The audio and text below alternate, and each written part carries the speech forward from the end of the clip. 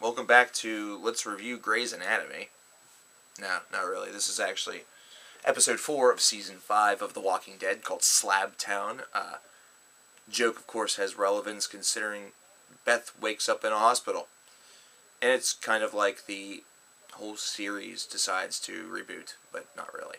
No, we're actually learning all about what's been happening to Beth ever since she was taken from Daryl at the tail end of season 4. And we're understanding kind of where this all fits in the timeline. It's not necessarily spelled out for you very well. However, you can probably imagine that this is taking place right around the same time that the rest of the gang is still heading toward Terminus, and the Terminus debacle is probably also taking place, though, like I said, that's not set in stone. That's just kind of my thoughts at the moment.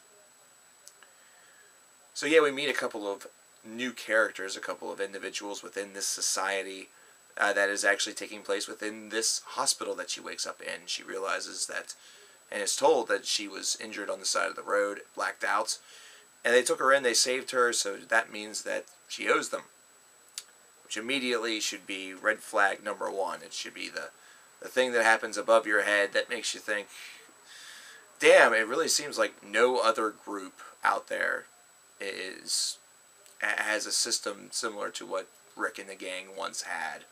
That system of trust, which ultimately also seems to have been fractured, but that's not really the point. We learned that Dawn and Gorman, 2 cops, are kind of the people that are in charge of this little society, and it's been working. I mean, there's some flaws. They really have to make do with what they have. They need to really worry about their supplies, which commonplace for the zombie apocalypse, but they also live by the moral code that if you take something, you eventually give it back, which also means that now Beth has to work in this hospital, doing odd jobs, odds and ends that involve, some medical delivery, some medicine injection, minor surgery, stuff like that, to work off her debt. And we know that Dawn has a mean streak. We see that throughout this episode. We also know that Gorman's kind of horny, and that ends up getting him killed. Men, if you see Beth, just don't try. That's all I'll say, because chances are you're probably going to get decked over the head with a very large object, and then you're going to get your throat ripped off by a walker. Spoilers. We learn a lot about this episode through the eyes of the different characters that Beth encounters within this ward. Some of the patients that come in, they're trying to save people who are injured that they find, similar to Beth, and there is a doctor who is commissioned to do this. But this also means that there's competition. If another one comes in that happens to be better, or happens to not be as much of a rabble-rouser, maybe not as clumsy, maybe there's no mistakes on their record yet, everyone's replaceable, with the exception of, it seems, Gorman and Dawn. And that's something that really comes into play, considering one thing that does happen that leads to Beth and a ward attempting to escape, to break out of the hospital here. A medical mishap that the doctor actually commissioned Beth to do, that the ward decided to take the blame for. Everything here just kind of shows that this society, this idea of society, this idea of living post-apocalypse, just, it ain't a way of living. And it seems like these characters, for the most part, are living with eternal Stockholm Syndrome, where they just respect Dawn because that's what they know to do. Because they know that if they don't, bad things will happen. All in all, this episode should have really read to me like a window into what's going on, or what happened with Beth. This should have been a great grand reveal. This should have been something that I was excited to see. But the progression of the episode and the overall narrative just kind of struck me as a little bit of it's all the same, I guess. It seems like every society that is encountered anymore has some sort of fundamental thing wrong with them immediately. And season 5 we've now been met with 3 different groups or individuals in Gabriel, in Gareth and his crew at Terminus, and now the Slabtown crowd, as I will call them, that all have had something fundamentally very, very wrong with them from the get-go. Gareth and the gang, of course, were cannibals. The Slabtown folks are living by this just crazy moral code. And Gabriel, I don't think we've gotten the full story, but we do know that he's a bit of a coward. So that's great for character development. It's great to understand that everybody has handled the apocalypse differently.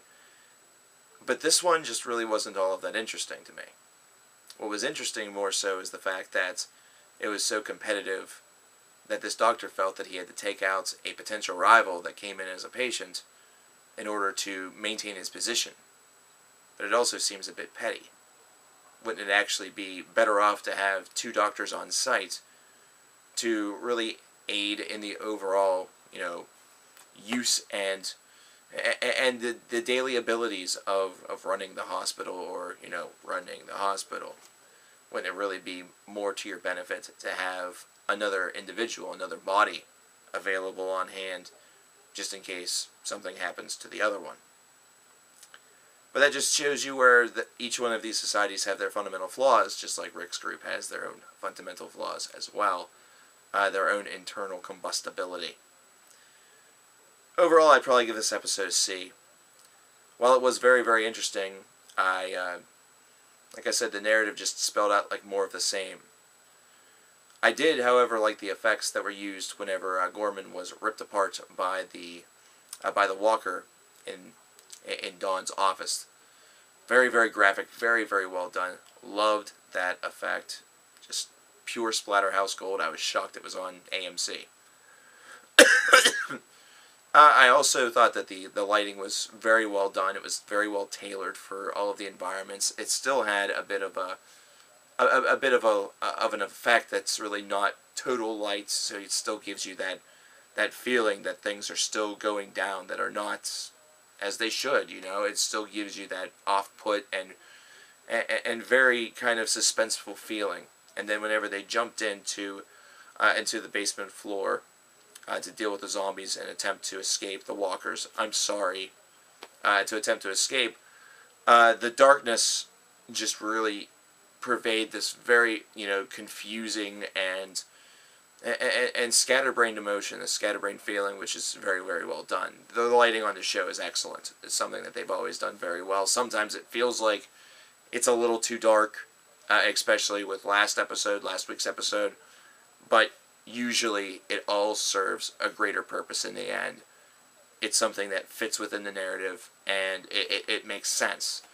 It's not just difficult to watch because they don't want you to see it.